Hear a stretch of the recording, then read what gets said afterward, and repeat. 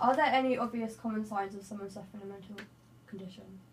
I think the main signs to look out for is a change in their usual presentation. So if you were to notice that people were spending less time with their friends when they used to spend a lot of time, or someone who maybe ate less when they usually really like their food, difficulties in sleeping is often a sign, and it might be too much sleep or too little sleep, and kind of struggling to concentrate, or changes in their kind of motivation towards doing their work, or changes in the way they do their work. But mainly it's about noticing the change in someone's personality, and then that impacting them negatively.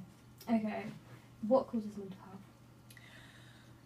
That's a very big question. So obviously there's ongoing research into the causes of mental illness, and that we know that there is a genetic link, but that doesn't mean to say that anyone who has parents with mental health difficulties will definitely have a mental health illness.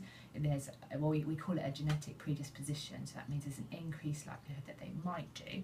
But it's also to do with their environment and their experiences, their life experiences, and how the people around them manage, because some young people kind of learn to manage in similar ways to the people around them. So if they had a negative role model, then that sometimes might impact mental illness as well. Okay, is anyone immune to mental illness? No, I wouldn't say anyone was immune to mental health difficulties, no. Okay. Do you think there is enough support offered outside of school?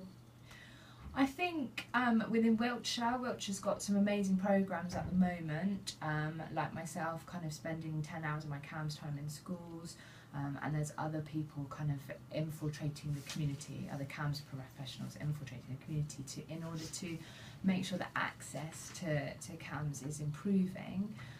So obviously there is the Child and Adolescent Mental Health Service.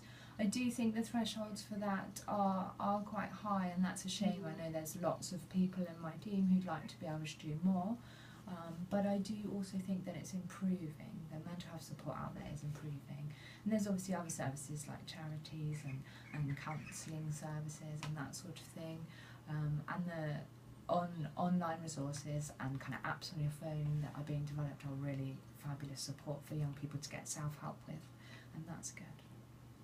Okay, how can you help a friend suffering with mental illness? I guess if I was thinking about giving you guys advice for helping a peer of your age, I would say it's not your responsibility to look after someone of your age with a mental health illness.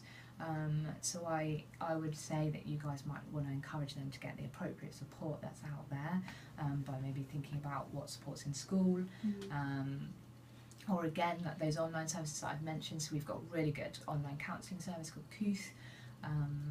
But if you guys do feel like you want to, like, what is your role of support? Your role of support is to be there. You can talk and you can listen.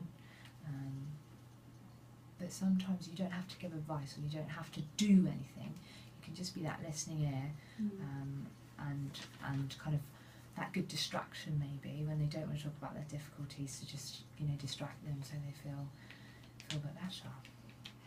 Okay.